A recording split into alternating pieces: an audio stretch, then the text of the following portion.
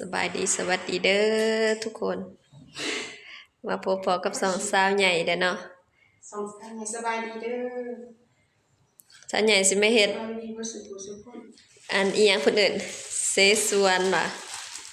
เสียส่วนสาวใหญ่สิไม่เฮ็ดเสสวนให้กินซาสกอยเอิ้นมาด่าเขาเอิ้นเสียส่วนข้อยแต่ก่อนเขาบ่ได้จักได้ว่าเสสวนก็คือหมาล่าเขาบ่ได้จักคิดว่าเสสวนก็เสสวนหั่นนะหมาล่าก็หมาล่าที่เฮาไปกินอยู่ตามร้านหมูกระทะอีหยังหั่นนะอันนี้เป็นเฮ็ดใหญ่เฮ็ดนางรวงสัตว์ใหญ่เนาะ3แขนพุ่นแค่นิดหน่อยซาสกอยก็เป็นเมื่อยเนาะมื้อนี้แต่ก็เป็นที่เลยอย่าเมื่อยแฮงเดี๋ยวอยากไอจักไปอีหยังคือแบบบ่หายแต่โดนๆแล้วค่อยเป็นน่ะเสียงเขาก็มือจังซี่จนแบบเป็นอาทิตย์2อาทิตย์เลยนะ2อาทิตย์เลยแหละเอาอย่างกระถาดใหญ่พอไหมหรือจะเอาใหญ่กว่านี้มันก็พอ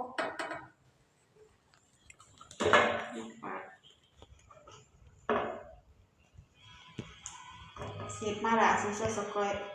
ก่อนเราสิกลับบ้านบอกกันจะได้มามือใดเนี่ย มื้ออื่นไม่เห็นมื้ออื่นมาที่ซ่ามื้อมาที่23ซาสกอยสิกลับป่าสาวใหญ่แล้วได้ปะนี่สิโซคือเก่าแล้วบัดนี้สิโซสิเป็นโรคซึมเศร้าอยู่คนเดียวละแต่อีเตือนบ่มีหมู่เว้าหมู่ปากสัตว์ใหญ่เฮ็ดตาใหญ่เฮ็ดตอนนี้เฮ็ดอันนี้นี่ไปด่าเข้าไปปิ้งแซ่บได้ก่อยเนาะปิ้งในกระทะแจ่วมาละอร่อยจะเฮานัดกันไปทะเลเฮาก็ไปปิ้งกินริมทะเลเนาะชาวสกอยมีแผนมีแผนสิส่วนนัดกันไปปิกนิกที่ทะเลหาโอกาสว่างๆนี่เฮ้ยจะหน่อยบ่ได้มีโอกาสได้ไปใดแม่นหั่นแหละจะหน่อยมีลูกมีเต้าก็บ่มีโอกาสได้ไปอยากไปอยากได้แต่เดี๋ยวนี้ก็ยังบ่อยากเขาแห้งแล้วนะขนาดบ่ทันได้มีลูกได้นี่เนาะอย่าเอาเท่าใดเจ้ากินบ่ได้เบิดได้เด้อกิน2คนเอาแบบหม้อนึงนี่นะเฮ้ย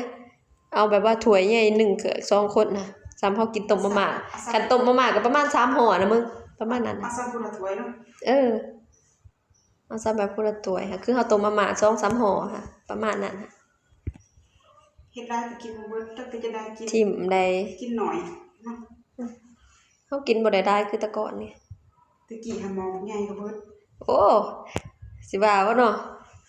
ยิ่งกินได้หลายคนเนี่ยแซ่บอันนี้ซะน้อยก็บ่อยู่เว้ย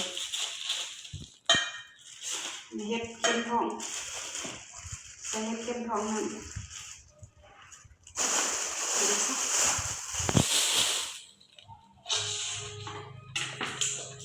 ได้กินเปิดเพลงมาได้ให้สื่อเดียวมาสวดซาสกอยเอาอีกแล้วตัวเองกินตัวเองบ่กินแต่ก็สิใส่ตะมูกินเฮ้ยสวดซาสกอยตามยอมเลยว่าตัวของฮะตัวเป็นของนั้นตามนั้นเอาตัวนะอุ้ยเสียงเพลงดังเฮ้ยดิเฮ้ยพระเจ้ากินเหล้ากินเบียร์กันบ้านเถอะค่ะแต่ว่าบ่ติดลิขสิทธิ์เนาะเป๊ะติดเพลงค่ะเดี๋ยวเฮาล้างผักเตรียมก่อนพ่อแม่พี่น้อง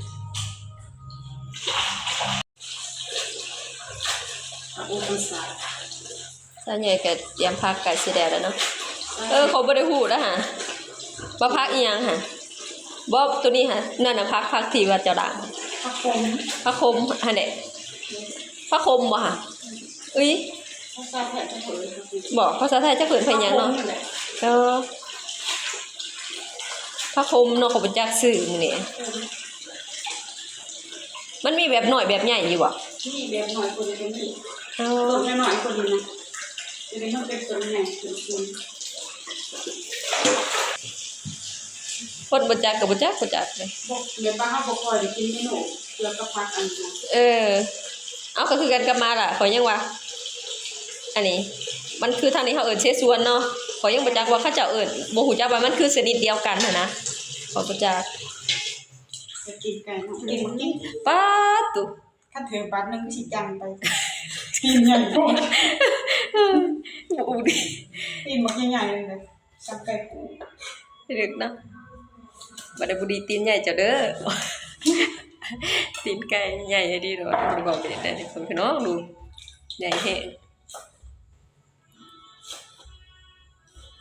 สลองยังไม่เนาะข้างบ้านเปิด เสียง เพ เพ ล ล ง ง แบบโยแท้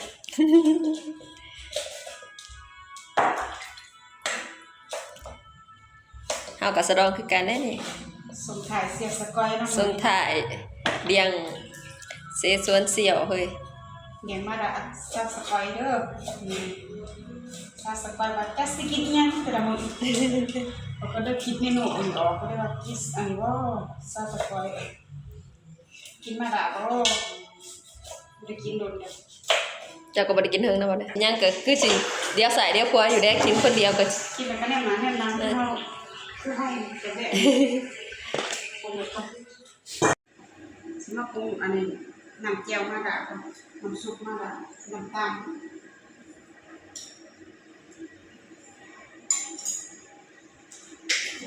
อุ้ยมากินอุ้ยมากิน น้ำกำลังเดือดตอนนี้เฮาก็ฮอดขั้นตอนปรุงแล้ว ใส่พุงนัว ปรุงนัวใส่น้อยแซ่บหน่อยใส่ได้แซ่บได้ ใส่หล่นใส่น้อยเสียบน้อยใส่ได้หล่นใส่ขนมหมู ขันนอลงไป ขนมหมูนะจ๊ะ มีสีสันนะ ใส่เกี๊ยว เกลียจักหน่อย สองหน่อ ช่องนุ่ง ใส่น้ำปลาปลาปลาหมึกสามหน่อมันซาใหญ่เด้มีเกี๊ยวมาเจียวมาแล้วใครสิเอาไปกินไม่ใช่ก็เข้ากับกินมาเลย มีอยู่นะแต่ว่าข่อยเฮ็ดบ่เป็นขอยบ่จักกินตอนเฮ็ดเห็นได้เห็นเขาเจ้าขายนะตามด่านค้าตามหยังก็เห็นเผ็ดแม่นบ่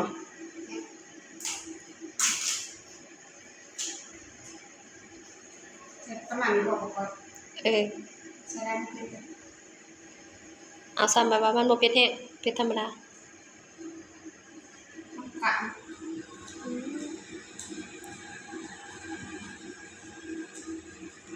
กินเผ็ดๆได้เจ็บท้องเมื่อบ่ได้เด้ เรียบร้อยซอสสปาเกตตี้ของ เจ็บกระเพาะได้ไก่สิเดินทางข่อยนอนนำมานอนน้ำชะใหญ่เด้อมาเล่นน้ำชะใหญ่จักคืนวะ สอง 2 3 4คืน4คืนนี่บ่ ซีฟู้ดเนี่ย ได้4คืนบ่แดงนะ เอาฟดๆแล้วก็เอาน้ำจิ้มไก่ลงบางคนเขาก็ขัวเจียวมาแล้วใส่กับตีนไก่ แต่อันนี้ของเจ้าเฮ็ดแบบต้มใช่เด้อเนาะ ต้มใส่เอาหม้อฟดๆเขาก็ข้าวใส่เดี๋ยวนี้ได้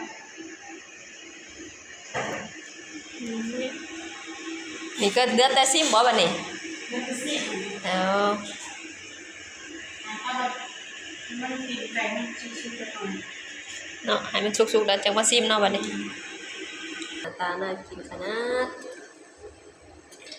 สีสันแบบ เขาส สุ ด ดยอดอุ้ยเป็นหยังเรากินเองเนาะ มันดูว่า เรากิน2คน หอมๆพี่น้องเอ้ยมาเด้อ มาเด้อบัดนี้ มากินมาดาเหมือนกันมาดาทั้งถ้าเขาก็จะมีผักบุ้มอันนี้กล้วยชายยังบอกตังโอ่งแล้วก็ผักกาดขาว มาเด้อมีบางคนมากินน้ำกัน เดี๋ยวชมซาสปอย เรียกส่ง เราต้องเมื่อ แต่ว่าเบิ่งสภาพเขาคือสิบ่ได้เงินแท้ไปคักๆโอ้ดีใจเย้ เราจะมีเพื่อนอยู่ต่ออีก เราจะมีเพื่อนอีกแล้ว เอาสปอยไปเลยเมื่อ หัวเฮาเทียนไป อันนี้บัวสิม่วง กิน2คนบ่เฮ็ดได้นะเฮาเฮ็ดแบบบ่ได้กินเด้อสิ นี่เสียงข้าวนี่เป็นเอง เสร็จเนาะขอเอาเสียดูตู้เย็นบ่ นี่แหละคือเย็น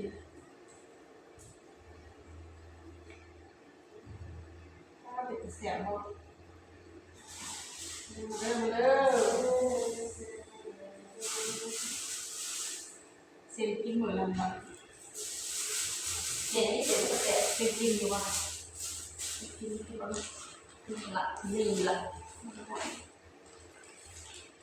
นกันใส่ ใส่ ไป ได้บ่บ่ได้บ่ โอ้ยนั่นทำสิต้องใส่ตัวก่อนป้าก็อยากบอกว่าจะใส่ เกี่ยวไป เดี๋ยวเดี๋ยวไป เจ็บหมอนอ่ะบ่คนละมัน คือแต่ว่าจะเห็นด้วยเดียวเนี่ยเตะหมอไปอย่างแบบนี้ทิ้วอีกสองคนนะ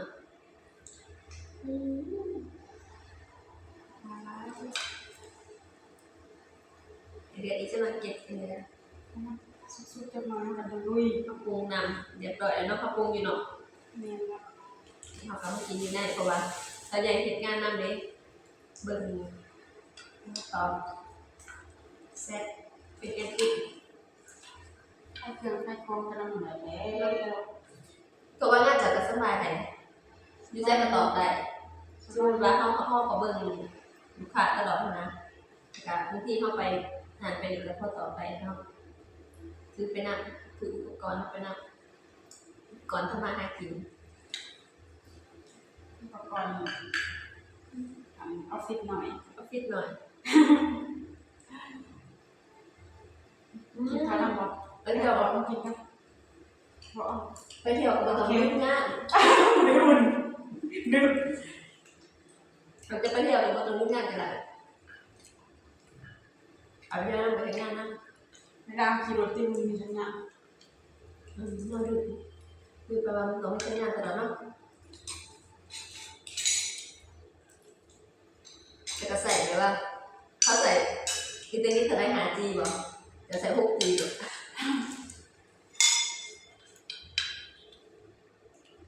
เมื่อเรา ช่ว เก็ ง บ นี้ก็เสียง เมื่อเราเก็บได้แต่ 4G สั่งไอเด็กอยู่ ค่อย ซีมันเลย ไป ได้ เอามาเงียบไก่ นะ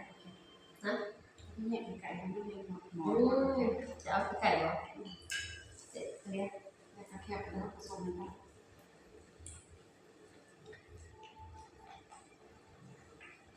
นี่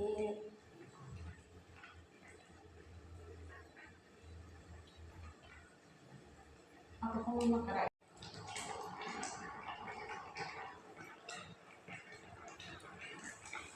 เสียงความเดือดของเสียง บอกอันนี้แหละคนตรงประเทศแหละเอาปั๊บลงไปบอก ได้ เอาไก่ให้หมดทุกคน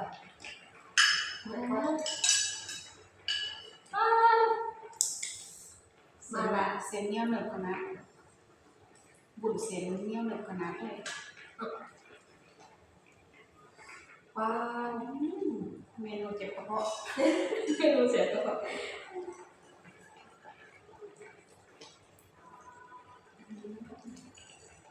เอาพี่ยืดใหญ่ สิบริตองจะผ่านหน้ากันบ่เนี่ยไปสิบริขึ้นโต๊ะใส่ว่าเนี่ยมีเส้นให้มัน ยูจอดเนี่ยอย่าเอายูสองคนก็สนุกได้เลยพอได้คำอยู่ อยู่สองคนกันเนาะหยอกกัน พอได้ม่วนอยู่เด้เสียดายน้อยไปอยู่เด้ ไม่ได้น้อย น้อยมาเด้อเด็กตัวนี้น้อย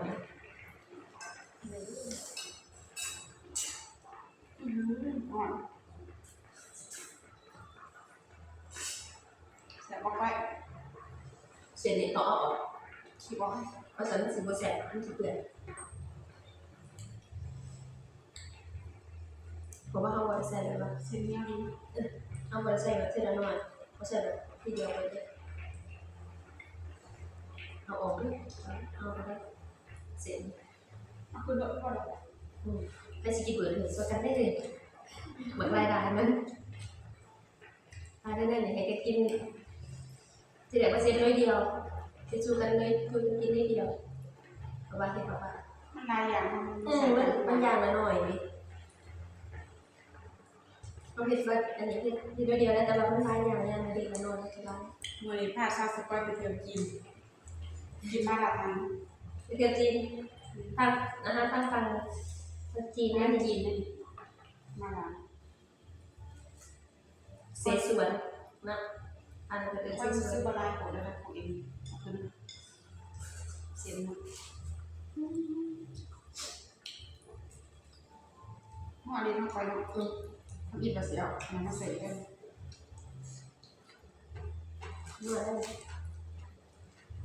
ขอไปกินอันนั้นหรือว่าถ้าเป็นน้ำข้าวปรุงอะไรเนาะ ข้าวปรุงรวมกับมันสุกก่อน น้ำซุปมันแถมแต่น้ำซุปแบบว่าน้ำซุปไปน้ำซุปมันคือสิซ่าคนเราสิมากินชูรสปรุงนุ่มอ่ะคนไทยเขาจะเอาคนหนึ่งเขาไปกินได้ชูรสก็กินแต่กินหน่อย ไม่ได้ข้างนอก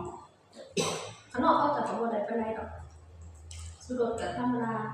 เขาจะบ่ได้แบบน้ำตาลเขากินแบบว่าติดหวานนิดหนึ่งคนไทยเขาจะมี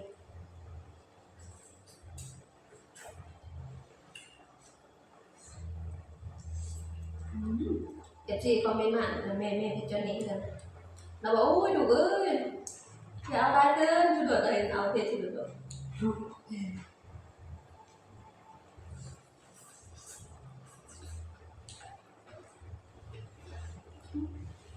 ตัวยังปวดแห้งปิดเนาะดิฉัน เอาวางมันด้วย นะมันได้เข้าเปิดเอาเอาไว้ได้มาน้ำสิบุก